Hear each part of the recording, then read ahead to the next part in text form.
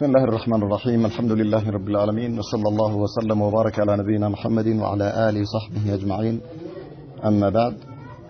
السلام عليكم ورحمة الله وبركاته إن شاء الله الله سبحانه وتعالى فكادوك هنا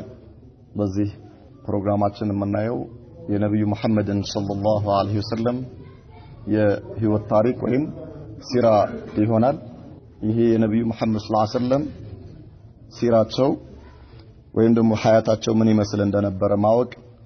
ለእያንዳንዱ ሙስሊም ሐቂቃ ግዴታ ነው ማለት ይቻላል። ዋጅብ ነው። ለምንድን ነው ዋጅብ የሚሆነው? አንድ ሰው የነብዩ መሐመድን ሰለላሁ ዐለይሂ ወሰለም ታሪካቸውን ወይም ደግሞ ሲራቸውን ካላወቀ እስልምና ያቃል ብሎ ማለት ይከብዳል። ስለዚህ የሳቸውን የነብዩ መሐመድን ሰለላሁ ዐለይሂ ወሰለም የህይወት ታሪክ ማወቅ ምን ያህል አስፈላጊ እንደሆነና እንዲሁም ደግሞ ከሚያስገኛቸው ትሩፋቶች ወይም ደግሞ ፈዋኢዶች ውስጥ የተወሰኑትን እናያለን። በቀጥታ ዝም ብለን ወደ ኪታቡ ከመግባታችን በፊት ማለት ነው። ምን ይላል? إن الدراسة السيرة النبوية الأطيرة تعد غذاء للقلوب የነብዩ መሐመድ ሰለላሁ ዐለይሂ ወሰለም የህይወት ታሪክ ማወቅ የሳቸውን ሲራ ማወቅ ይላል ለልብ እንደ ቀለብ ይቆጠራል ወይም ደግሞ እንደ ምግቡ ይቆጠራል። ወበህጀቱን للنفوس ለነፍስ ደግሞ ፍስሐዋ ነፍስ የሰው ልጅ ነፍሱ የነብዩ መሐመድን ሰለላሁ ዐለይሂ ወሰለም ታሪካቸውን መማር ማወቁ ፍስሐው ነው። ደስታ የተሞላበት የሆነ ህይወት እንዲኖር ያደርገዋል። ወሰዓደቱን ወለዘቱን ወቁረቱ ዐይኒ እንዲሁም ደግሞ የደስታው ምንጭ ነው፣ የአይኑ ማረፊያ ነው። የሳቸው ህይወታቸውን መማር ወይም ደግሞ የሳቸውን ታሪካቸውን ማወቅ በል ኢንها جزء من دين الله سبحانه وتعالى እንደውም የነብዩ መሐመድን ሰለላሁ ዐለይሂ ወሰለም ሲራ ታሪካቸውን ማወቅ ወይም ደግሞ መማር ከዲናችን ከእስልምናችን ውስጥ የተወሰነው አካሉ ወይም ደግሞ ክፍሉ ነው ይላል። ወዒባደቱን يتقرب بها الى الله سبحانه وتعالى እንዲሁም ደግሞ ወደ አላህ አንድ ባሪያ የሚቀርብበት የሆነ የአምልኮ ዘርፍ ነው ወይም ደግሞ አምልኮ ነው። لأن حياة نبينا الكريم የነብዩ መሐመድ ሰለላሁ ዐለይሂ ወሰለም ህይወታቸው ብሎ ማለት ከተወለዱበት ጊዜ አንስቶ እስከ ዕለተ ህልፈታቸው ድረስ ያለው ታሪካቸው ሰለዋቱላሂ ወሰላሙ ዐለይሂ ሐያቱ በድሪን ወዓጣኢን ወሰብሪን ወሙሳበረቲን ወጅድን ወእጅቲሃድን ወዳዕቢን ፊ ተሕቂቅ العبودية لله تبارك وتعالى የሳቸው ህይወት ታሪክን ብንመለከት አለ ምንድነው? ሐያቱ በድሪን ሐያታቸው በአጠቃላይ የዕለት ተዕለት ህይወታቸውን ብንመለከተው በድል ያደረጉበት በጣም ብዙ ነገር ዋጋ የተከፈለበት ነው። ወዓጣ በስጦታ የተሞላ ነበረ፣ በቸርነት ማለት ነው፣ በደግነት ወሰብሪን በመታገስና እንዲሁም ደግሞ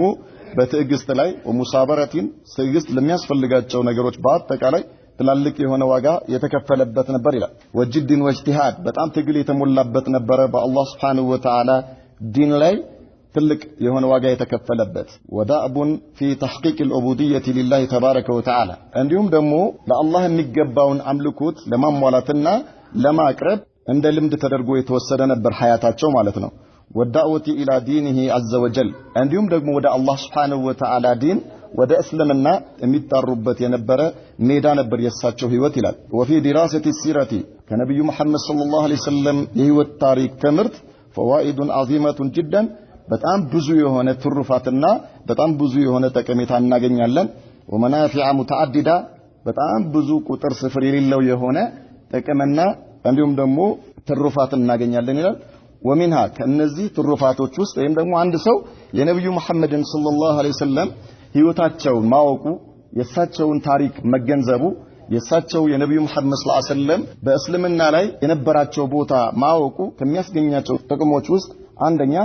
أن النبي صلى الله عليه وسلم أسوة للعالمين وقدوة لهم لعالم عند تمثاليت تدرغون يتلاكوت الله سبحانه وتعالى تمثاليت አድርጎን የላካቸው እሳቸውን وفي العقيدة والإبادة والأخلاق الله سبحانه وتعالى እሳቸውን ተምሳሌት ሲያደርግ በመሰረታዊ የእምነት ጉዳዮች ላይ በአምልኮት ዘርፎች ላይ በስነ ምግባር እና እንዲሁም ደግሞ በተለያዩ ግብረ ገብነቶችም ላይ እሳቸው ምንድናቸው? ተምሳሌት ወይም ደግሞ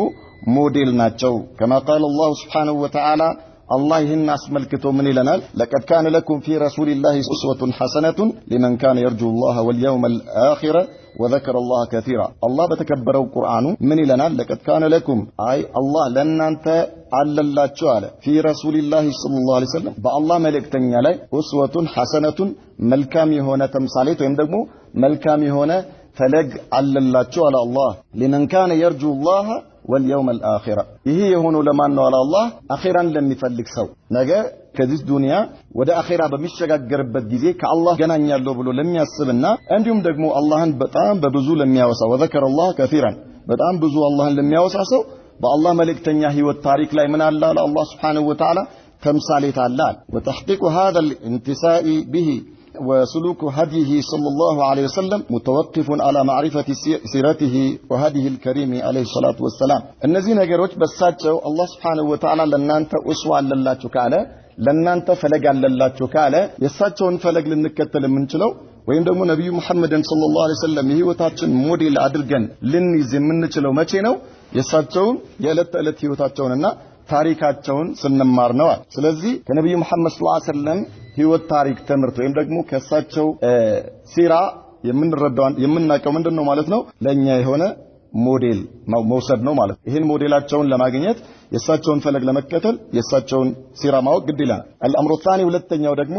የሳቸውን ሲራ ከመማር የሚገኘው ጠቀሜታ ان سيره النبي صلى الله عليه وسلم وهديه القويم يؤد ميزانا توزن في ضوئه الاعمال የነብዩ መሐመድ ሰለላሁ ዐለይሂ ወሰለም የህይወት ታሪክ አለ የአንድ ሰው ስራው የሚሰራው በ24 ሰዓት ውስጥ አላህ Subhanahu Wa Ta'ala በሱ ላይ የደነገጋቸው ዒባዳዎች በሱ ላይ አንድ ሙስሊም እንዲሰራቸው የታዘዙ ነገሮች አላህ ዘንዳ ተቀባይነት አላቸው ወይስ የላቸውም ለማለት ይሄ ስራ ትክክል ነው ወይስ አይደለም ተብሎ ለመለካት የሳቸው የነብዩ መሐመድ ሰለላሁ ዐለይሂ ወሰለም የህይወት ታሪክ ማወቅ ሚዛን ነው በሳቸው ህይወት ታሪክ ተመዝኖ ነው በሳቸው ፈለግ ተመዝኖ ነው የአንድ ሰው ስራው የሚያልፈው ወይም የሚወድቀው فما كان منها موافقا لهديه وسلوكه عليه الصلاة والسلام فهو المقبول የአንድ ሰው ስራ በነብዩ መሐመድ ሰለላሁ ዐለይሂ ወሰለም ህይወታቸው ላይ በነበረው ኢባዳቸው ተመዝኖ ከሳቸው ጋር ሙዋፈቃ ካደረገና ከገጠመ ይሄ ነገር አላህ ዘንዳ ተቀባይነት ያለው ኢባዳ ነው የሚሆነው አለ وما كان منها የአንድ ሰው የአምልኮት ዘርፉ ወይም ደግሞ ኢባዳው ليس موافقا لهديه عليه الصلاة والسلام የሳቸውን የህይወት ታሪክ የማይገጥም ከሆነ እሳቸው ከነበሩበት ጋር የማይሄድ ከሆነ አለ ወሊሱሉኪሂ فهو المردود ወደ ራሱ ወደ ሰውየው ይመለስበታል ስለዚህ አንድ ሰው የሰራው ስራ አላህ ዘንዳ ተቀባይነት መኖሩና አለመኖሩ ለማወቅ ከፈለገ ስራው ወዴት ይወስደዋል ወደ ነብዩ መሐመድ ሰለላሁ ዐለይሂ ወሰለም ውሎ ይመልሰዋል ማለት ነው ወደ እሳቸው የአምልኮት ዘርፍ ወደ እሳቸው ዒባዳ ወደ እሳቸው አስተምሮ ያመጣውና የሱ ተግባር የሱ ዒባዳ እሳቸው ነብዩ መሐመድ ሰለላሁ ዐለይሂ ወሰለም ካስተማሩትና ካዘዙበት ነገር ጋር ከገጠመ ይሄ ነገር አላህ ዘንዳ ተቀባይነት ያለው ምን እንደሚያስገኝ አላህን Subhanahu Wa Ta'ala የሚያስደስት ስለሆነ ሰውየው በዒባዳው ይቀጥላል ነገር ግን የሚሰራው ዒባዳ ነው ብሎ አላህ ዘንዳ ይቀርብበታል ብሎ ምን እንዳገኝበታል ብሎ የሚሰራው ነገር ከነብዩ መሐመድ ሰለላሁ ዐለይሂ ወሰለም አስተምሮ ጋር ከእሳቸው ውሎ ጋር የማይሄድ ከሆነ ይሄ ሰውዬ ምን አለበት ሊመለስ ይገባዋል وفي هذا المعنى يقول سفيان بن عيينة رحمه الله تعالى سفيان بن عيينة يتبالو تلك علم من يلالو فيما رواه الخطيب البغدادي في مقدمة كتابه العظيم الجامع لأخلاق الراوي وآداب السامع إمام خطيب البغدادي يتبالو عالم الجامع لأخلاق الراوي حديث የሚያወሩ ሰዎች ባህሪያቸው ምን መምሰል አለበትና وآداب السامع حديث የሚሰሙ ሰዎች ደግሞ ስርዓታቸው ምን መሆን አለበት የሚል ኪታብ አላቸው እዚያ ላይ ምን ይላሉ ሱፊያን ሰውሪ ከተባሉ ትልቅ የታቢዒ ኢማም አንስተው የተናገሩት አን ረሱላህ ሰለላሁ ዐለይሂ ወሰለም هو الميزان ነብዩ መሐመድ ሰለላሁ ዐለይሂ ወሰለም እሳቸው ሚዛን ናቸው አለ አልአክበር ትልቁ ሚዛን እሳቸው ናቸው فعليه تعرض الاشياء على خلقه وسيرته وهديه ማንኛውም ሰው በህይወቱ ላይ ያለው ጉዳይ በአጠቃላይ በኢባዳው ላይ ከአላህ ጋር ባለው ግንኙነት ላይ ያለው ነገር ወደ ነብዩ መሐመድ ሰለላሁ ዐለይሂ ወሰለም ባህሪያቸው ስነ ምግባራቸውና ዒባዳቸው ይመጣል አለ ልክ ሚዛን ላይ ቁጭ አድርገን እንደምንለካው ሁሉ ከዚያስ فما وافقها فهو الحق የሳቸውን ስነ ምግባር የሳቸውን አምልኮት የሳቸውን አስተምሮ የገጠመ ነገር የተስማማ ከሆነ እሱ ሐቅ ነው አለ وما خالفها فهو الباطل የሳቸውን የተቃረነ ከሆነ ግን ይሄ ባጢል ነው አለ ስለዚህ ምን ይሆናል ማለት ነው ይሄ መተው ይገባዋል አይሰራበትም ማለት ነው አንድ ሰው ስራው አላህ ዘንዳ ተቀባይነት እንዲኖረውና ያለው መሆኑና ለመሆኑን ለማወቅ የነብዩ መሐመድን ሰለላሁ ዐለይሂ ወሰለም ሲራ መማር ግድ ይለዋል الأمر الثالث سوستنيو يساتشو سيرة ممار كم يسجنيو تكم في دراسة سيرة النبي الكريم عليه الصلاة والسلام أونا على فهم كتاب الله عز وجل ليراو دغمو عند سو قرآن مرضات يفلق سو على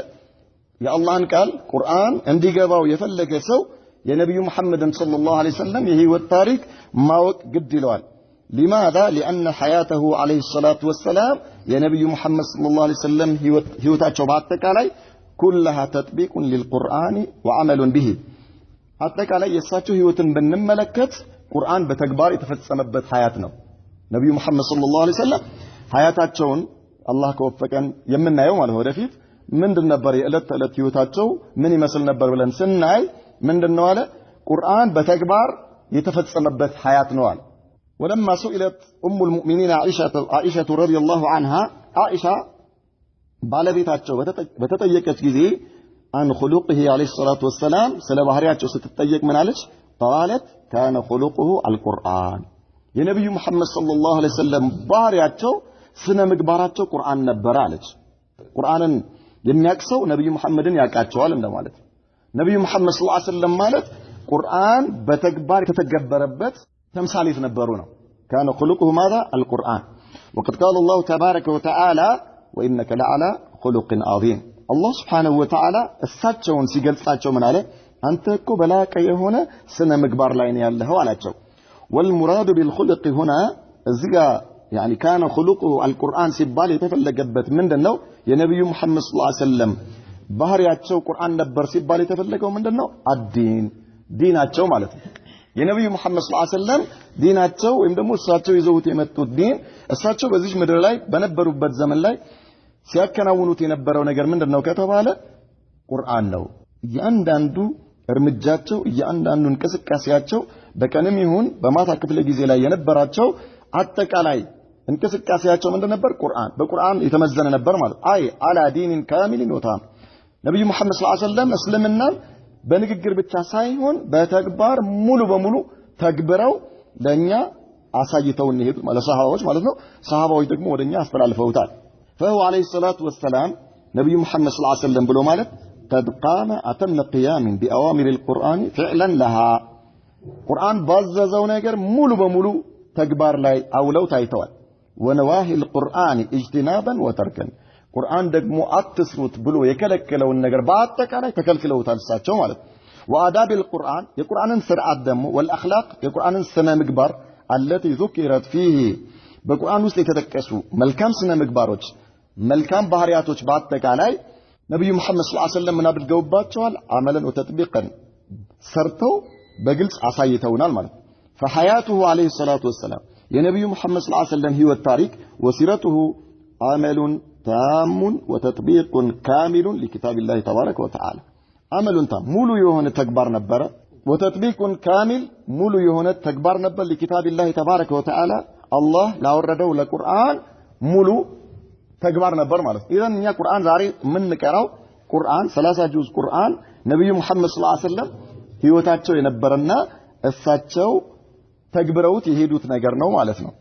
فمن خلال دراسة السيرة የነብዩ መሐመድ ሰለላሁ ዐለይሂ ወሰለም ህይወት ታሪክ ስንማር يكون في ذلك عون للمسلم على فهم كتاب الله عز وجل ስለዚህ አንድ ሰው ቁርአን በሚቀራበት የነብዩ መሐመድ ሰለላሁ ዐለይሂ ወሰለም ሲራ በሚማርበት ጊዜ ቁርአንን ለመረዳት የአላህን ቃል ለመገንዘብ ይረዳዋል ወይ ደግሞ ቁልፍ ነው ማለት ነው وعندما تطالع كتب التفسير የተፍሲር ኪታቦችን በመጣነብበት ጊዜ ولا سيما اسباب النزول በተለይ ደግሞ አንድ የቁርአን ሱራ ወይም ምዕራፍ አላህ በምን ምክንያት ያንን ሱራ እንዳወረደው በመጣነብበት ጊዜ تجد الارتباط بين نزول آيات القرآن الكريم والسيرة ووقائعها አንድ ሰው የቁርአን አላህ ያወረደው የቁርአን አንቀጽ ወይ ደግሞ አንድ ምዕራፍ በሚያይበት ጊዜ ነብዩ መሐመድ ሰለላሁ ዐለይሂ ወሰለም ውሏቸውና እንዲሁም ደግሞ እሳቸው የተከሰተባቸውን ነገሮች በተለያዩ ጉዳዮች ላይ ሊሆን ይችላል ሁለቱ ተገናኝተው ያገኛል مما يتبين به الحاجة لدراسة سيرة النبي عليه الصلاة والسلام ከዚህም በመነሳት ደግሞ አንድ ሰው የነብዩ መሐመድ ሰለላሁ ዐለይሂ ወሰለም ህይወት ታሪክ መማር ምን ያህል እንደሚያስፈልገው ያውቃል لماذا ከተባለ في فقه كتاب الله عز وجل ቁርአንን ለመረዳት ከምንም በፊት መጀመሪያ የነብዩ መሐመድ ሰለላሁ ዐለይሂ ወሰለም የህይወት ታሪክ መማርና ማወቅ በጣም አስፈላጊ ነው ይላል الأمر الرابع አራተኛው የነብዩ መሐመድ ሰለላሁ ዐለይሂ ወሰለም ታሪክ ወይም ደግሞ ሲራቸው መማር ከሚያስገኝልን ጥቅም أن في دراسة سيرته عليه الصلاة والسلام የሳቸው የነብዩ መሐመድ ሰለላሁ ዐለይሂ ወሰለም የህይወት ታሪክ ማወቅ ወይም ደግሞ መማር ምን አለው تعميقا لمحبته የሳቸው ውዴታ ዘልቆ ውስጡ እንዲገባ ያደርግልናል። አንድ ሰው የሳቸው የህይወት ታሪክ በሚያውቅበት ጊዜ የሳቸው መሐባ ነብዩ መሐመድን ሰለላሁ ዐለይሂ ወሰለም ማን እንደሆኑ ሲያውቅ ታሪካቸው በትክክል በሚገነዘብበት ጊዜ ውዴታው መሐባው በደም ስር ውስጥ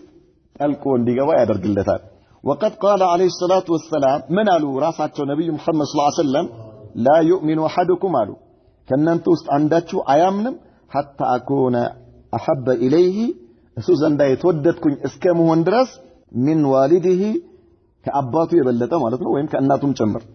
وولده ከልጁም የበለጠ والناس اجمعين ከአጠቃላይ ከሰው ዘር በሙሉ እሱ ዘንዳ የበለጠ ተወዳጅ እስካልሆንኩኝ ድረስ إيمان والملا مالو نبي محمد صلى الله عليه وسلم. وجاء في سعيد البخاري أن عمر بن الخطاب من على قال إلى قلت الكواتشو على عمر نميره يا رسول الله صلى الله عليه وسلم أنت يا الله ملك تنياهو يا الكواتشو على لأنت أحب إلي أنت كنت يا الله ملك تنياهو أني ذن بطام يتودد كنها الكواتشو على من كل شيء كل نجر إلا من نفسي كنفسي سكر كنفسي بلا الودهم كن كل نجر بلا يودها الله الكواتشو على عمر بن الخطاب رضي الله عنه. فقال النبي صلى الله عليه وسلم يا الله ملك تنيا من هالوت لا والذي نفسي بيده نفسي بأجبه نتشجيتها أمل الله هالوت أيضا لم هالوت أسكما تدرس حتى أكون أحب إليك من نفسك أنت زند أني كنفسه بلاي يتوددكن أسكمه ندرس تذكر أيضا لم هالوت إيمانه المولى يا عمر إيه لك أيضا لم هالوت. فقال له عمر رضي الله عنه من على شؤون النبي محمد صلى الله عليه وسلم فإنه الآن والله لا أنت أحب إلي من نفسي على شؤون بالله هنا بين أهون رسول نيزند والله كنفسي بلاي يتوددون على شؤون كنفسي بلاي خلاص كل نجار بلاي ودوت نبر أهون جن كنفسي بلاي راسه ودجوت الله على شؤون النبي محمد فقراء يدلهم إيه عمر نجار مالك حقيقة لمن من يأهل نبي محمد صلى الله عليه وسلم ያውቋቸው እንደነበረ ለመግለጽ ነው ማለት ነው። ነብዩ መሐመድን ከራስ በላይ መውደድ ኢማን ነው። አንድ ሰው ከራሱ በላይ የሚወደው ነገር የለውም። ሰው ከማንም በላይ ራሱን ይወዳል። ነብዩ መሐመድን ሰለላሁ ዐለይሂ ወሰለም ከራስህ በላይ መውደድ ኢማን ነው ማለት። ይሄንን ልታገኝ የምትችለው መቼ ነው? የሳቸውን ህይወት ታሪክ ስታውቅ። ማን ናቸው ነብዩ መሐመድ ሰለላሁ ዐለይሂ ወሰለም ስታውቃቸው ከራስህ በላይ ትወዳቸዋለህ። فتعميق هذه المحبة وتمكينها وتقويتها في القلب عند سو بلب ውስጥ የሳቸውን ውዴታ በዚህ መልኩ ማስረጹ في القلب يحتاج من العبد إلى دراسة سيرة النبي صلى الله عليه وسلم የሳቸውን ህይወት ታሪክ ማወቅ ግድ ይለዋል። አለዛ በምንም ተአምር እሳቸውን እንኳን ከራሱ በላይ አይደለም ከልጁ ከቤተሰቡ በላይ ሳይሆን እንደው የተገባውን ያህል እንኳን ሊወዳቸው አይችልም። ግን ሲያውቃቸው ታሪካቸውን ሲያውቅና የሳቸውን ማንነት ሲረዳ ያኔ ከራሱም በላይ ይወዳቸዋል። ከራሱ በላይ ወደዳቸው ማለት ደግሞ ይሄ ሰውዬ ኢማኑ ሙሉ ሆነለት ማለት ነው። معرفته أي معرفة العبد بأخباره العطيرة وحياته المباركة صلوات الله وسلامه عليه ይሄ የሳቸው ከሽቶ በላይ የሚሸት የሆነውን የሳቸው የህይወት ታሪክ ማወቅ ለአንድ ሰው መሐባቸው ቀልብ ውስጥ እንዲሰርጽ ያደርግለታል። ليزداد حبا للنبي الكريم عليه الصلاة والسلام ካለው ባለው መሐባ ላይ መሐባው የበለጠ እንዲሆን ታሪካቸውን መማር ግድ ይለዋል። وقد كان في حياته عليه الصلاة والسلام يأتي إليه الرجل نبي محمد صلى الله عليه وسلم በህይወት እያሉ አንድ ሰው እሳቸው ዘንድ ይመጣል። وليس على وجه الأرض أبغض إليه منه ከሳቸው የበለጠ በምድር ላይ የሚጠላው የሌለ ሆኖ እሳቸው ዘንድ ይመጣል። እሳቸው ዘንድ ማለት ያኒ ሲመጣ ከሳቸው በላይ የሚጠላው ሰው የለም። ከነብዩ በላይ የሚጠላው ሰው በዚህ ምድር ላይ አይኖርም። فما أن يراه ويرى سيرته وهديه وسلوكه إلا ويتحول من ساعته وليس على وجه الأرض أحب إليه منه ይመጣል ነብዩ መሐመድ ጋር ሰለላሁ ዐለይሂ ወሰለም ወይ ሊገላቸው ወይ ይሁን ነገር ለማድረግ ልክ ይመጣና እሳቸውን ሲያይ እንቅስቃሴያቸውን ሲያይ ስነ ምግባራቸውን ሲያይ ባህሪያቸውን ሲያይ በዚያቸው ቅስፈት በዚህ ምድር ላይ እንደሳቸው አይነት የሚወደድ ሰው የሌለ ይሆናል ልብ ውስጥ لا اله الا الله በጣም የሚጠላቸው ሆኖ ይመጣል። ነገር ግን ወዲያውኑ ከመቀስፈት ልክ ሲያያቸው ተግባራቸውን እንቅስቃሴያቸውን ሲያይ አዳባቸውን በሚያይበት ሰዓት እሳቸው ነው እንደጠላሁት ይልና ምን ይሆናል ልቡ በሳቸው መሐባ ተሞልቶ በመድር ላይ እንደሳቸው አይነት ሰው እሱ ዘንዳ የተወደደ የሌለ መሆኑን ያምናል ማለት ነው كما قال ثمامة بن آثال سيد أهل اليمامة حين أسلم ثمامة بن آثال የተባለ ሰው ካፊር ነበር መጣ እሳቸው ጋር ከዛ በፊት እሳቸው ጋር ከመምጣቱ በፊት እንደሳቸው አይነት የሚጠላው ሰው የለም በመድር ላይ ማለት ነው እንደ ነብዩ የሚጠላው ሰው የለም ሰለመ ምን አላቸው መጀመሪያ መጥቶ يا محمد والله ما كان على وجه الأرض أبغض إلي من وجهك አላቸው በመድር ላይ እንዳንተ ፊት የተጠላ ፊት አልነበረም እኔ ጋር አላቸው እንዳንተ መጠላው ሰው አልነበረም فقد أصبح وجهك ነገር ግን አሁን ያንተ ፊት እኔ ዘንድ ሆኗል አላቸው أحب الوجوه كلها إلي በመድር ላይ ካሉ ፊቶች ሁሉ ያንተ ፊት እኔ ዘንድ የተወደደ ሆኗል አላቸው ያ ረሱላህ ሰለላሁ ዐለይሂ ወሰለም فهي سيرته الآمرة ይሄ የሳቸው የህይወት ታሪክ يعني ያማረ የሆነ የህይወት ታሪክ ነው ይሄንን ነገር ያመጣው ማለት بماذا በምን بالرحمة በእዝነት የተሞላ ነበር ህይወታቸው والرفق በልስላሴ የተሞላ ነበር وطيب المعاملة በጣም يعني ልክ የሌለው የሆነ ከሰዎች ጋር ያላቸው ግብረ ገብነት ማለት ነው ከአንድ ሰው ጋር በሚገናኙበት ጊዜ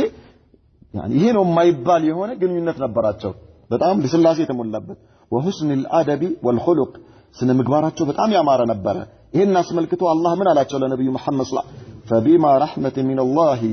كالله በሆነ እዝነት لنت لهم ለነርሱ ለስላሳ ሆነህላቸዋል አላቸው ولو كنت بتهون نورو فذا غليظ القلب لب دندنا درك بتهون نورو አላቸው لانفضوا من حولك ካጠገብህ በሸሹ ነበር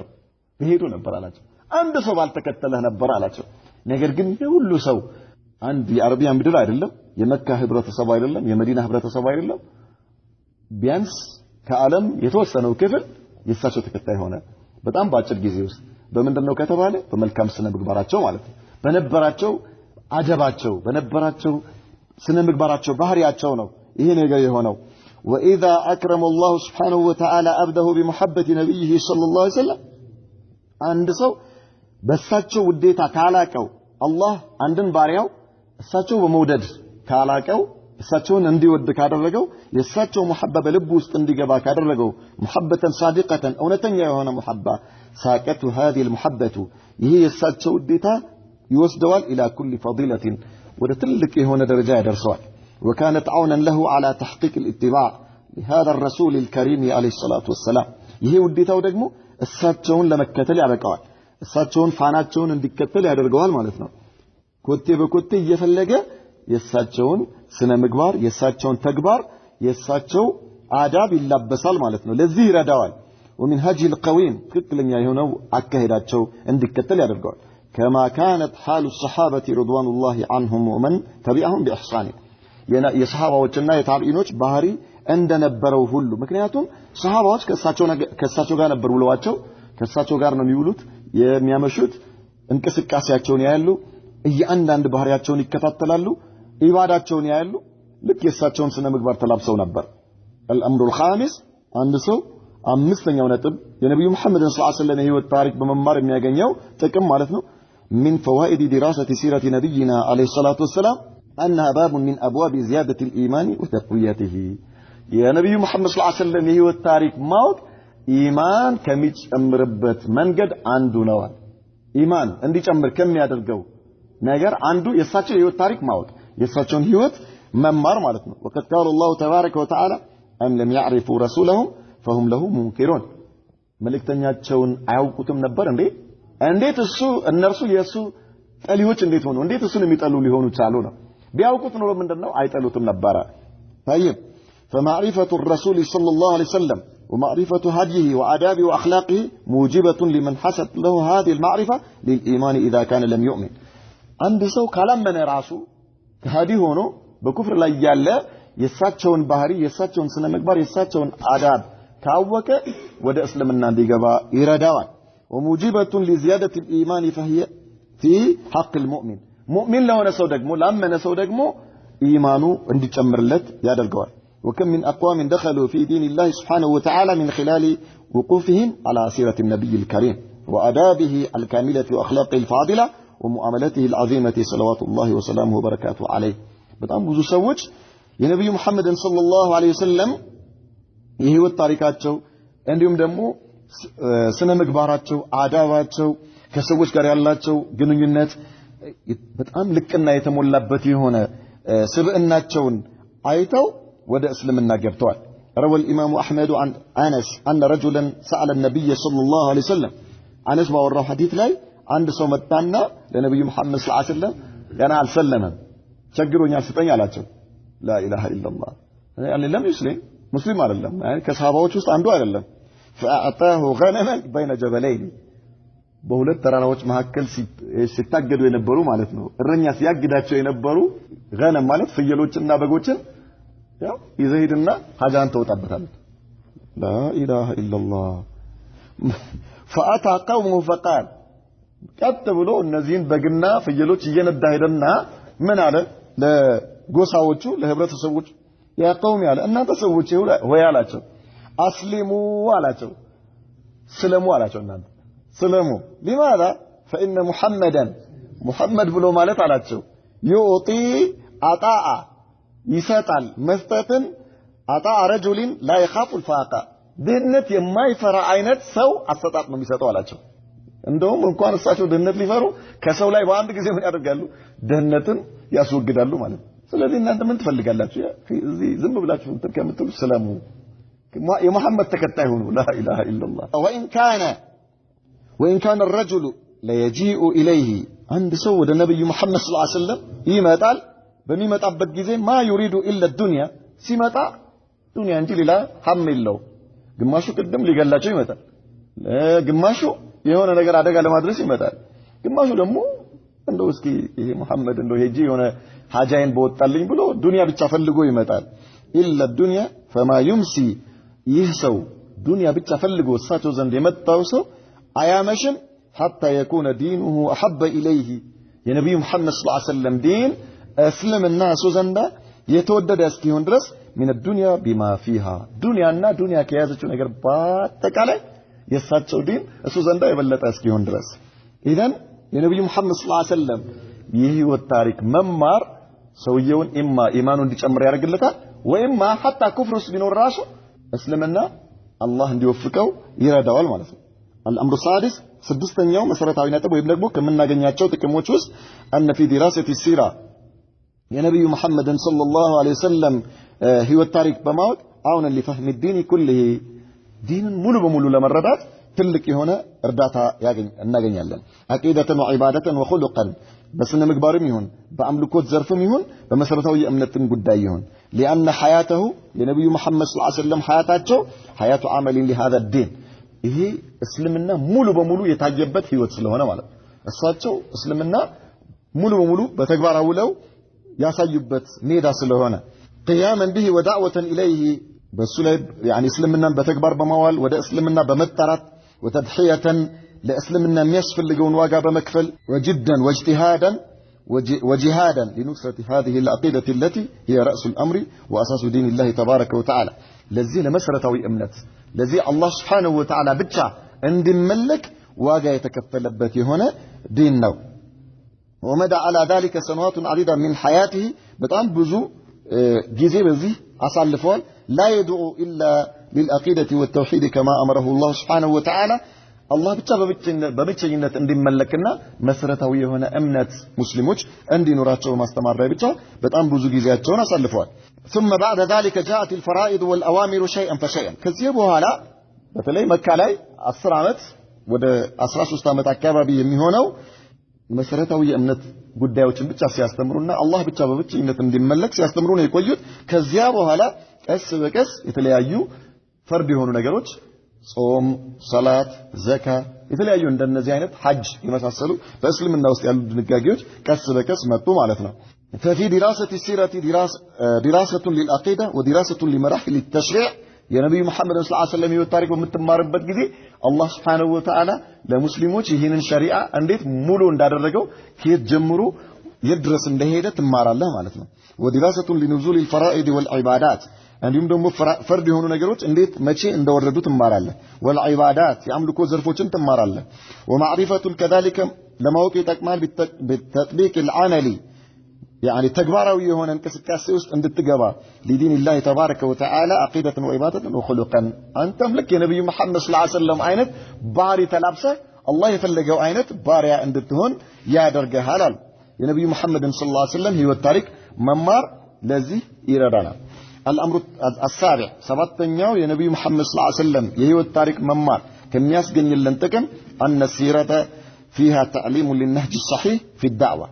አንድ ሰው በዳዕዋ ውስጥ يعني ወደ አላህ ዲን ለመጣራት የሚፈልግ ሰው በምን መልኩ ሰዎችን መጥራት እንዳለበት እንዴት መጣራት እንዳለበት ወዴት መጣራት እንዳለበት በምን መልኩ እስልምና ለሰዎች ማስተላለፍ እንዳለበት ያውቃል ማለት ነው والدعاة الى الله سبحانه وتعالى حقا هم اهل درايته بهديه ونهجه وسيرته ወደ አላህ የሚጣሩ ሰዎች የነብዩ መሐመድን ሰለላሁ ዐለይሂ ወሰለም ህይወት ታሪካቸው ስነ ምግባራቸው አዳባቸው እያንዳንዱ ነገር ከማንም በላይ እነሱ ሊያውቁትና ተግባራዊ ሊያደርጉት ይገባል ስለዚህ ለዚህ የሚረዳው ደግሞ የእሳቸውን ህይወት ታሪክ ማወቅ ነው ወቀት قال الله تعالى الله የናስመልክቶ ምን አለ قل هذه سبيلي ብለህ በላቸው ይህ የኔ ዲን የኔ መንገድ አድዑ ኢለላህ ወደ አላህ መጣራት ነው አላ በሲረቲን በእውቀት ላይ ሆኜ አና ወመን ይተባአኒ እኔም ሆንኩ የኔ ተከታዮች አሉ فالدعوة إلى الله جل وعلا ودع الله متارات على بصيرة بأوقات لا هنا لا بد فيها من معرفة هديه ونهجه صلوات الله وسلامه عليه ودع الله متارات هدت لي يجد نبي محمد صلى الله عليه وسلم بدعوة لا ينبراتشون هنيتاتشون ماوك قدي لنا ይህን ካላወቅን ዳዕዋችን ውጤታማ አይሆንም ማለት ነው في الدعوة إلى الله عز وجل والسيرة النبوية የነብዩ መሐመድ ሰለላሁ ዐለይሂ ወሰለም የህይወት ታሪክ ሙሽተሚለቱን አጠቃሎ የያዘ ነው على بيان حجه عليه الصلاة والسلام يساتشو የነበሩበት ሁኔታን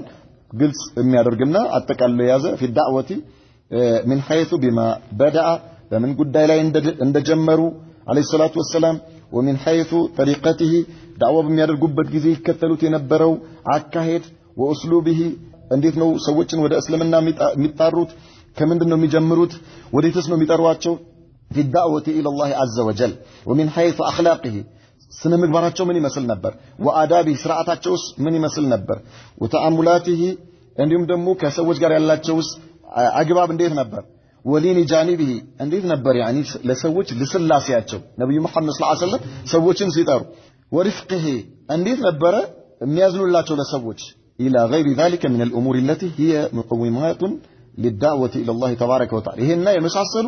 አንድ ሰው ሰዎችን ወደ አላህ መጣራት በሚፈልግበት ጊዜ የሚያስፈልጉት የሆኑ ሙሉ ነገሮችን ሊያገኝ ይረዳዋል الامر الثامن ስምንተኛው የነብዩ መሐመድ ሰለላሁ ዐለይሂ ወሰለም የህይወት ታሪክ መማር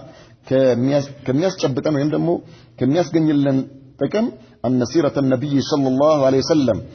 የነብዩ መሐመድ ሰለላሁ ዐለይሂ ወሰለም የህይወት ታሪክ نفسها آية من آيات نبوته ከነብይነታቸው ምልክቶች ውስጥ አንዱ ነው የአላህ መልእክተኛ አላህ የላካቸው ለመሆኑ يعني ከሚታወቅበት ሙዕጂዛ ውስጥ አንዱ ህይወታቸው የህይወት ታሪካቸው ነው وعلم من اعلام الصدق ما جاء به عليه الصلاه والسلام እንዲሁም ደግሞ ራሳቸው ይዘውት የመጡት ዲን ሐቅ ለመሆኑ ከሚያመለክቱ ነገሮች አንዱ የህይወት ታሪካቸው ነው فمن طرق معرفه صدق الرسول صلى الله عليه وسلم እሳቸው የመጡበት መንገድ ሐቅ መሆኑ ከሚታወቅበት መንገድ አንዱ وصدق ما جاء به ይዘውት የመጡት ዲን ሐቅ መሆኑ ከሚታወቅበት መንገድ ማዕሪፈቱ ሲረቲ የህይወት ታሪካቸውን ማወቅ ነው እሳቸውን ስታውቅ ይዘውት የመጡት ነገር ሐቅ መሆኑን ታውቃለህ وإلى ماذا يدعو ወዴት ነበር የተጣሩት وكيف كان معاملته للناس እንዴት ነበር ከሰዎች ጋር የነበራቸው ግንኙነት وما هو هديه ፈለጋቸው ምን ይመስል ነበር وما هي أخلاقه ባህሪያቸውስ ስነ ምግባራቸው ተአሙላቱሁ ግንዛቤያቸውስ ምን ይመስል ነበር ومن يطالع السيرة የነብዩ መሐመድን ሰለላሁ ዐለይሂ ወሰለም የህይወት ታሪክ የሚያነብሰው ወይ ደግሞ የሚማር ሰው የጂዱ ያገኛል ሐያተን አጢረተን በጣም የሚያምር የሆነና እንደ ሽቶ የሚሸት የሆነ ህይወት ያገኛል الامر التاسع ዘጠነኛው መሰረታዊ ነጥብ ان دراسه سيره النبي صلى الله عليه وسلم የነብዩ መሐመድ ሰለላሁ ዐለይሂ ወሰለም የህይወት ታሪክ መማር باب عظيم مبارك من ابواب السعاده ትልቅ የሆነ የሰው ልጅ በሁለቱም ሀገር በዱንያም ሆነ በአኺራ ላይ ደስታ የሚጎናጸፍበት የሆነ በር ነው ይላል አንድ ሰው በህይወቱ ላይ ደስታ እንዲያገኝ ከፈለገ እንዲሁም ደግሞ በሁለቱም ሀገር በዱንያም ሆነ በአኺራ ላይ ደስተኛ እንዲሆን ከፈለገ የነብዩ መሐመድን ሰለላሁ ዐለይሂ ወሰለም ህይወት ታሪክ ማወቅ ግድ ይለዋል። በል ኢነ ሰዓደተ እንደውም ደስታ የሚባለው ነገር ሙተወቂፈቱን አላ ማዕሪፈቲ ሀዲ ነብይ ሰለላሁ ዐለይሂ ወሰለም የሳቸውን ሁኔታ የሳቸውን ታሪካቸው የሳቸው ህይወታቸው በማወቅ ላይ የቆመ ነው። ይህንን አንድ ሰው ካላወቀ ደስታ ያገኛል ብሎ ማለት ዘበት ነው እንደማለት ነው። ፈላ ሰዓደተ ደስታ የሚባለው ነገር ሊገኝ አይችልም ኢላ ቢሱሉኪ ነህጂሂ ወሉዙሚ ሀዲሂ ሰለላሁ ዐለይሂ ወሰለም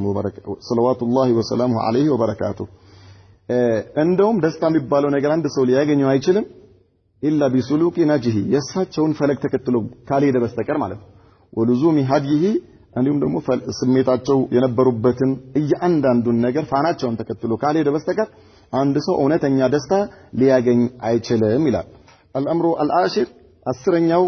ነጥብ ወይም ደግሞ ነብዩ መሐመድ ሰለላሁ ዐለይሂ ወሰለም የነበሩበት ህይወት ታሪካቸው ማወቅ ከሚያስገኝልን ጠቀሜታ أن شمائله وسيرته العطرة የነብዩ መሐመድ ሰለላሁ ዐለይሂ ወሰለም ሁለንተናዊ የሆነ ህይወታቸው በመዓዛ የተሞላ የሆነው ታሪካቸው ሰለላሁ ዐለይሂ ወሰለም تؤد منهج حياة لكل مسلم ለእያንዳንዱ ሰው የህይወቱ ሞዴል ወይም ደግሞ ማኑዋል ተደርጎ ይወሰዳል ይላል። የርጁ ለነፍሲሂ አልኸይረ ለራሱ መልካም ነገር ለሚፈልግ ማንኛውም ሙስሊም የህይወቱ ፋና ነው ወይም ደግሞ የህይወቱ ካታሎግ ነው እንደዛ ነው የሚወሰደው ይላል። ወርፍዓተ ወልሐያተ አልከሪማ የላቀ የሆነ የተከበረ ህይወት መኖር የሚፈልግ ሰው في الدنيا والآخرة በአኺራም ላይ በዱንያም ላይ ትልቅ ደረጃ አግኝቶ የተከበረ ሰው ሆኖ ልቅና አግኝቶ መኖር የፈለገ ሰው የነብዩ መሐመድን ሰለላሁ ዐለይሂ ወሰለም መንገድ መከተል ግድ ይለዋል። ለመከተል ደግሞ የሳቸውን ሀዲያቸውን ወይም ደግሞ ሲራቸውን ማወቅ ግድ ይለዋል። እነዚህ በአጭሩ የተጠቀሱ 10 ነብዩ መሐመድን ሰለላሁ ዐለይሂ ወሰለም ማወቅ ለአንድ ሙስሊም ሊያስገኝለት ከሚችሉ ትሩፋቶች ወይም ጠቀሜታዎች ውስጥ ናቸው። ኢንሻአላህ በቀጥታ ወደ ኪታባችን እንሄዳለን። ነሰቡ ሸሪፍ የነብዩ መሐመድ ሰለላሁ ዐለይሂ ወሰለም የዘር ግንዳቸው ማለት ነው። هو أكرم خلق الله صلى الله عليه وسلم أي نبي محمد صلى الله عليه وسلم الله سبحانه وتعالى كالاكاچو ፍጡራኖች በአጠቃላይ የመጀመሪያው ናቸው። وأفضل رسوله እንዲሁም ደግሞ ከአላህ መልእክተኛ አድርጎ ከላካቸው መልእክተኞች ሁሉ በላጩ እሳቸው ናቸው። وخاتم أنبيائه የነብያቶች መደምደሚያ አላህ የላካቸው ነብያቶች ሁሉ መደምደሚያቸው እሳቸው ናቸው። من محمد ابن عبد الله ابن عبد المطلب ابن هاشم ابن عبد مناف ابن قصي ابن كلاب ابن مرة ابن كعب ابن لؤي ابن غالب ابن فهر ابن مالك ابن نضير ابن كنانة ابن خزيمة ابن مدركة ابن إلياس ابن مضري ابن نزار ابن معدي ابن عدنان ይሄ የነብዩ መሐመድ ሰለላሁ ዐለይሂ ወሰለም የዘር ሐረግ ወይም ሰንሰለቱ ማለት ነው። አያታቸው ቅድመ አያታቸውን እየቆጠርን ስንሄድ ማን ጋር እንደርሳለን? አድናን የሚባለው ቅድመ አያታቸው ጋር እንደርሳለን። አድናን ማለት من ذرية إسماعيل ابن إبراهيم አድናን የኢብራሂም ልጅ የነበሩት የኢስማኤል የዘር ሐረግ ጋር ይገናኛሉ። አድናን ማለት ነው። عليهم السلام በሁለቱም ላይ የአላህ ሰላም ይሁን بالاتفاق ማለት ዑለማዎች በአንድ ድምጽ የተስማሙበት ወይም ያጸደቁት ነው ይሄ ማለት ነው። አድናን የኢስማኤል የዘር ሐረግ ውስጥ እንደሚካተቱ ولكن ነገር ግን አለ لم يعرف አይታወቅም بالضبط በትክክል عدد ولا اسماء من بينه وبين اسماعيل عليه الصلاه والسلام አድናንና በኢስማኤል መካከል ያሉት ሌሎች ልጆች ማለት ነው። ቅድም እንደቆጠርነው እየቆጠርን ስንሄድ ያሉት ልጆች ቁጥራቸው ስንት ናቸው? ስማቸው እነማን ናቸው የሚለው ነገር በትክክል አይታወቅም። ወይም ደግሞ ዑለማዎች በትክክል ከዚህ በኋላ አላስቀመጡም። እስከ አድናን ድረስ አስቀምጠዋል። አድናን ደግሞ የእስማኤል የዘር ሐረግ ጋር እንደሚገናኙ እስማኤል የኢብራሂም ልጅ ናቸው። ይሄ የታወቀ ነው። وأما أمه صلى الله عليه وسلم እናታቸውስ فهي آمنة ابنة وهب የወህብ ልጅ ነች። ابن عبد مناف ابن زهرة ابن كلاب የአሚና የእናታቸው የዘር ሐረግ የቱ ጋር ይሄዳል? ክላብ ጋር ይደርሳል ማለት ነው። ከነብዩ መሐመድ ሰለላሁ ዐለይሂ ወሰለም የዘር ሐረግ ውስጥ በስድስተኛ አካባቢ ያየነው የቁሰይ አባት ኪላብ ነው ብለናል ወኪላብ የሚባለው ሰው هو እሱ الجد الخامس للنبي صلى الله عليه وسلم አምስተኛው አያታቸው ነው ከአብደላህ በኋላ ማለት ከአብዱል ሙጠሊብ ጀምረ ስትሄድ አምስተኛው አያታቸው ይሆናል من جهة أبيه بأباتاتشو بكل ማለት ነው عبد الله بكل فأبوه وأمه أي نبي محمد صلى الله عليه وسلم أباتاتشونا እናታቸው من أصل واحد كأند ግንድነው ሁለቱም ማለት ነው የወጡት يجتمعان في كلاب የአባታቸው የዘር ሐረግና የእናታቸው የዘር ሐረግ ኪላብ የሚባለው ጋር ይገናኛሉ واسمه حكيم ኪላብ የተባለው ሰው ስሙ ሐኪም ይባላል وقيل ኡርዋም ነው ተብሎ ተወርቷል لكنه ነገር ግን ይሄ ኪላብ የሚባለው ወይም ሐኪም ወይም ኡርዋ كان كثير الصيد بالكلاب فعرف بها በጣም ብዙ ጊዜ በውሻ ያድን ነበር ለአደን ይሄድና ለማደን የሚጠቀምበት ውሻ ስለነበረው ስሙ ምን ተብሎ ታወቀ ኪላብ ተብሎ ታወቀ በዛው ይሄ ለቀብ ይባላል እንደዚህ አንድ ሰው የሚታወቅበት ከስሙ ውጪ የታወቀበት ነገር ለቀብ ይባላል በልጁ ስም ሲጠራ ኩንያ ይባላል ወቀቢለቱሁ አይ ቀቢለቱ ነብይ ሰለላሁ ዐለይሂ ወሰለም هي قبيلة قريش المشهود لها بالشرف قريش ይባላል ورفعة الشأن يعني እነዚህ ቁረይሾች በጣም የታወቁ ነበሩ በአረብ ጎሳ ውስጥ ትልቅ ቦታ ነበራቸው ወልመጅድ ማለት ወልመጅድ الأصيل ተያይዞ የመጣ ልቅና ነበራቸው ማለት ነው ቁረይሾች وقداسة المكان بين سائر العرب በሌሎች ከሌሎች አረቦች በተለየ መልኩ ለቁረይሾች ለየት ያለ ቦታ ነበራቸው وهو لقب فهر ابن مالك ቁረይሽ የሚለው አሁንም ለቀብ ነው ለቀብም ኪላብ ለቀብ ነው እንዳለን ሁሉ አሁንም ቁረይሽ ማለት ለቀብ ነው የማን ስም ነው ከተባለ فهر ابن مالك ናዲር ኢብኑ ኪናና የሚለው አው ብሎ ነው እዚህ ጋር ያስቀመጠው ሼኹ ነገር ግን فهر ابن مالك የሱ ለቀብ ነው ቁረይሽ የሚለው ማለት ስለዚህ አሁን ወደ ነብዩ መሐመድ ሰለላሁ ዐለይሂ ወሰለም የዘር ሐረግ ስንመለስ ላይ የምናገኘው فهر ابن مالك ማለት ከኪላብ በኋላ ሙራ አለ ከሙራ በኋላ ከዓብ አለ ከከዓብ በኋላ ሉአይ አለ ከሉአይ በኋላ ጋሊብ ከጋሊብ በኋላ فهر አለ ማለት ነው فهر ابن مالك የሱ ስሙ ወይም ደግሞ የታወቀበት ስሙ فهر ابن مالك ነው ግን ቀደም እንዳልነው ለምሳሌ ኪላብ ተብሎ ታውቀዋል እንዳልነው ሐኪም ወይም ኡርዋ فهر ابن مالكም ለቀቡ ምንድን ነበረ ቁረይሽ ነበር ማለት ቁረይሽ ቀጥያ ስሙ ማለት فهر ابن مالك ከሚለው ይበልጥ ቁረይሽ በሚለው ታወቀ እላይ محمد ابن عبد الله ابن عبد المطلب ابن هاشم ابن عبد مناف ይሄ አብዱ መናፍ የነብዩ መሐመድ ሰለላሁ ዐለይሂ ወሰለም ሶስተኛ አያታቸው ነው አብዱ መናፍ ወዳላ ስንሄድ ታሪኩ እንዲቀለም አብዱ መናፍ አራት ልጆች ነበሩት አብዱ መናፍ አራት ልጆች አብዱ መናፍ ማለት የነብዩ መሐመድ ሰለላሁ ዐለይሂ ወሰለም ሶስተኛ ምናቸው ነው አያታቸው ማለት ነው አንደኛ አያታቸው አብዱል ሙጣሊብ አንደኛ አያታቸው ማለት ነው ሁለተኛ አያታቸው ማን ነው ሃሽም ሶስተኛ አያታቸው ማን ነው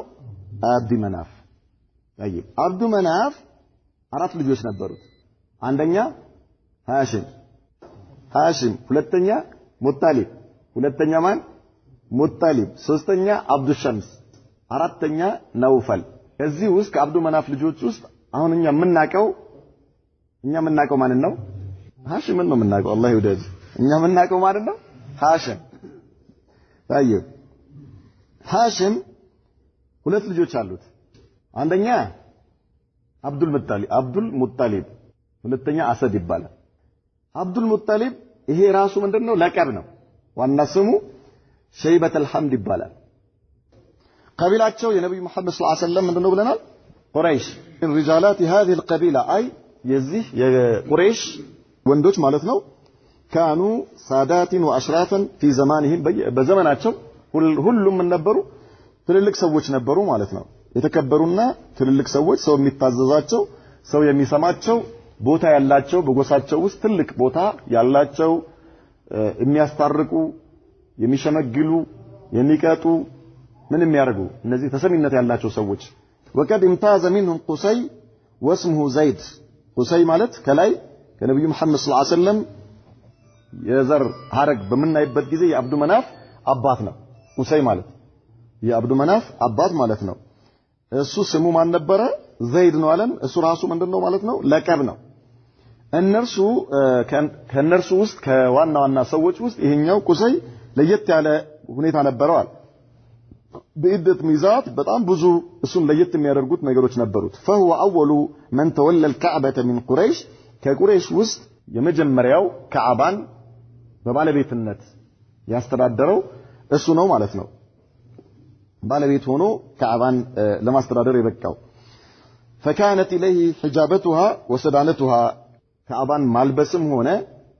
ማንኛውም የሚያስፈልገውን ነገር ለካዕባ ማሟላት ኺድማው ማለት ነው ይሄ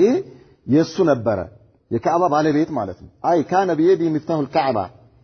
የካዕባ ቁልፉ በሱ እጅ ነበር በቁሰይ ማለት ነው يفتحها لمن شاء ومتى شاء ለፈለገው ሰው ይከፍታል ለፈለገው ጊዜ ማለት ነው ሸረፍ ነው ትልቅ ሸረፍ ነው ካዕባ ተከፍቶልህ ገብተህ እንድትጎበኝ መጋበዝ በጣም ትልቅ ሸረፍ ነው ይሄ ትልቅ ክብር ነው ስለዚህ ቁሰይ ቁልፉ በእጁ ነው እንዲጎበኝ ይከፍትለታል ማለት ነው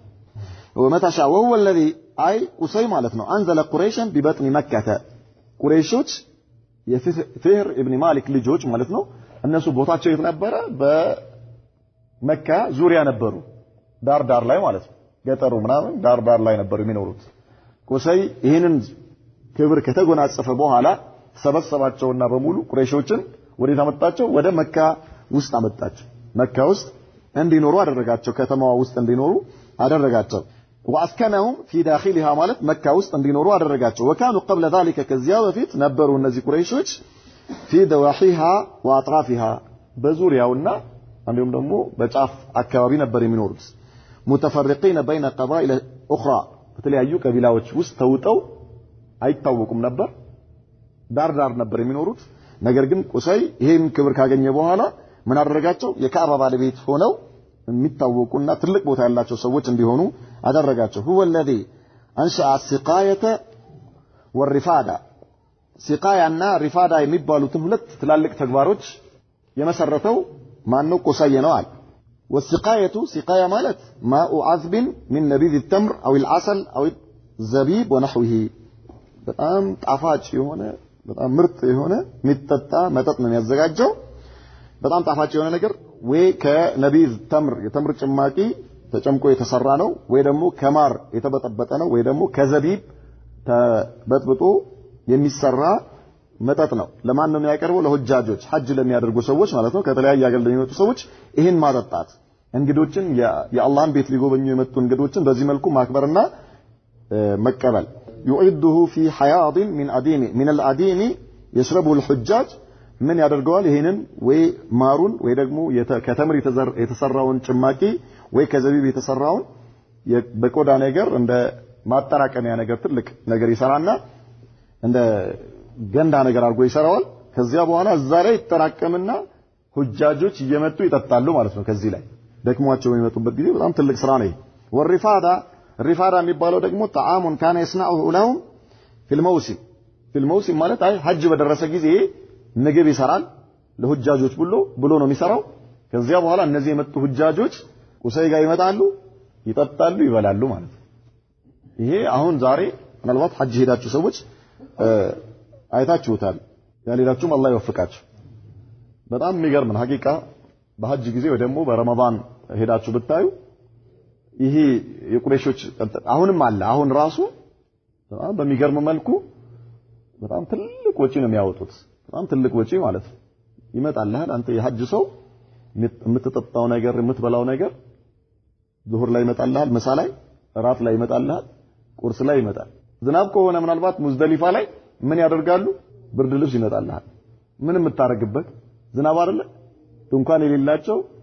በጣም ብዙ ሚሊዮን ህዝብ ስለሆነ አንጥፈው እንድትተኛበት ማለት ነው ጥላው ነው የምትሄደው አንተ ነገ ይዘው አትሄድም ግን ምን ይደረጋል ይመጣና ይበተናል አንተ አንጥፈው ተኝተህበት ከዛ በዛው ጥላው ትሄዳለህ ማፊሽ ካል አዲስ ከፋብሪካ የወጣ ብሎ ሲሰጠና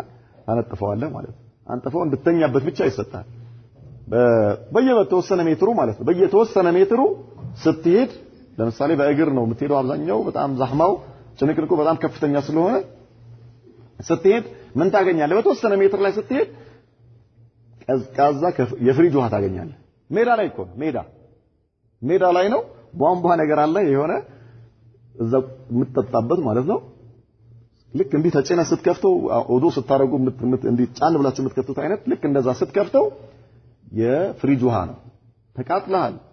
በረሃው ሌላ ነው አንተ ይሄን ስታገኝ ምን ይሰማሃል እና እነዚህ ሰዎች ከዚያን ጊዜ ጀምሮ ምን ያደረጉት ነው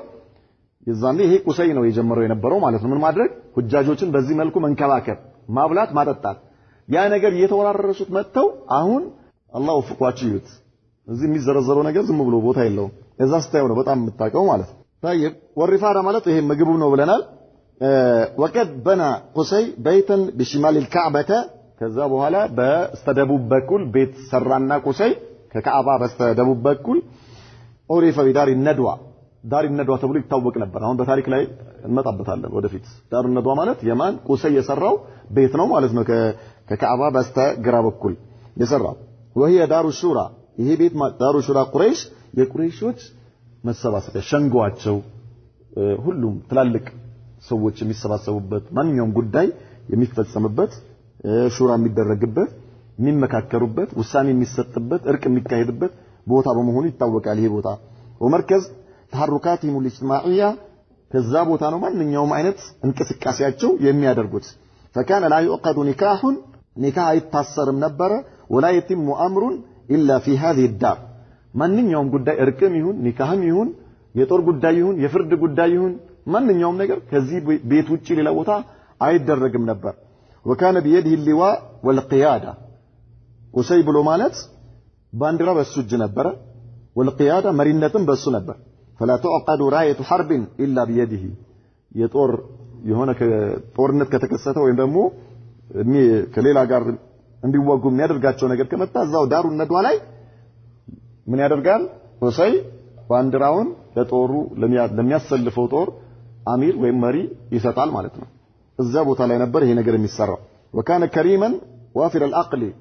ቁሰይ ብሎ ማለት በጣም አቅሉ ሙሉ የሆነና በጣም ቸር የሆነ በጣም ለጋስ የሆነ ሰው ነበር صاحب كلمه نافذه في قومه ማለት በህብረተሰቡ ውስጥ ተሰሚነት ያለው የሱ ንግግር ማንንም ተቀብሎ ተግባራዊ የሚያደርግለት የሆነ ሰው ነበር ሰለላሁ ዐለይሂ ወሰለም ወባረከ ዐላ ነብይና ሙሐመድ ወዐላ አሊሂ ወሰህቢሂ